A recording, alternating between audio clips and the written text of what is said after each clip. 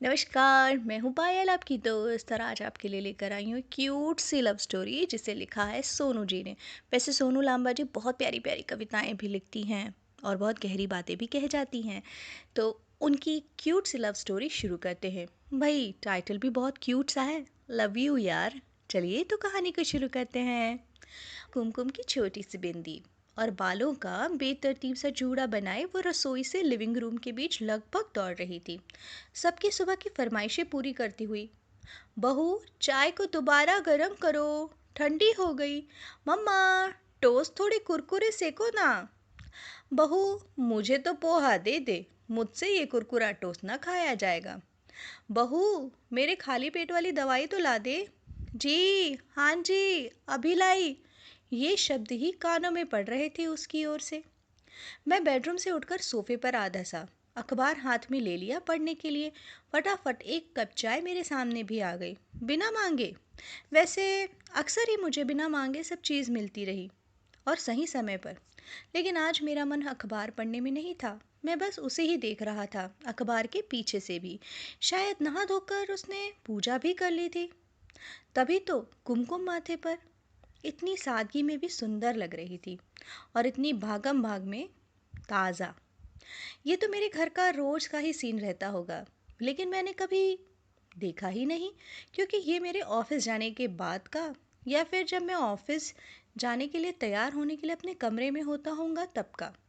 अब देखो, मैं तो सही सही बता भी नहीं पा रहा कि कब का। मैं तो रोज़ ऑफिस भागते भागते मोबाइल में नज़र गड़ाए नाश्ता करके निकल जाता। मैंने कभी ठहर कर उसे देखा ही नहीं। अगर ऑफिस में कोई पूछ भी लेता कि आज आपकी वाइफ ने कौन सा रंग पहना, तो शायद बता भी ना पाता। इतना अनभिज्ञ कोफ्त सी होने लगी है खुद से। मैं अपने ख्यालों में ही खोया था। तभी बाबूजी ने कहा, बहू, हमारा तो हो गया नाश्ता, अब ज़रा दवाई दे दो तो हम अपने कमरे में चलें।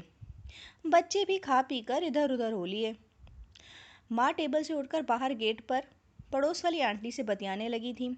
उसने पूछा, बताइए जनाब, आपका नाश्ता। मैंने उसके कंधे पकड़कर उसको सोफे पर बिठाया और बोला, तुम बैठो, आज मैं लगाता हूँ अपने दोनों के लिए ब्रेकफास्ट। और हाँ, बताओ, चाय पियोगी या कॉफ़ी? वो बड़ी बड़ी आंखों से मुझे आश्चर्य से देख रही थी और मैं छोटी छोटी आंखें मिचकाकर उसे कह रहा था, लव यू यार। है ना ये क्यूट सी लव स्टोरी। हम पति पत्नियों के बीच में अक्सर ऐसा होता है कि हम पत्नियां सुबह से रात तक सिर्फ घर के परिवार वालों के लिए ही काम करते हैं। लेकिन जब आपका अपना जीवन साथी या घर के सदस्य हमारे इस काम को समझते हैं और हमारी थोड़ी सी भी केयर करते हैं ना, तो बहुत अच्छा लगता है। तो कैसी लगी आपको ये सोनू जी की लिखी कहानी, ज़रूर बताइएगा कमेंट सेक्शन में लिखकर। तब तक, जब तक कि मैं नई कहानी बोलकर रिकॉर्ड करके आपके लिए लेकर आऊँ, खुश रहिए, मस्त रहिए, इंजॉय कीजिए। चैनल को सब्सक्राइब और लाइक कमेंट ज़रूर किया करिए, है ना। तो मिलती हूँ, बाय।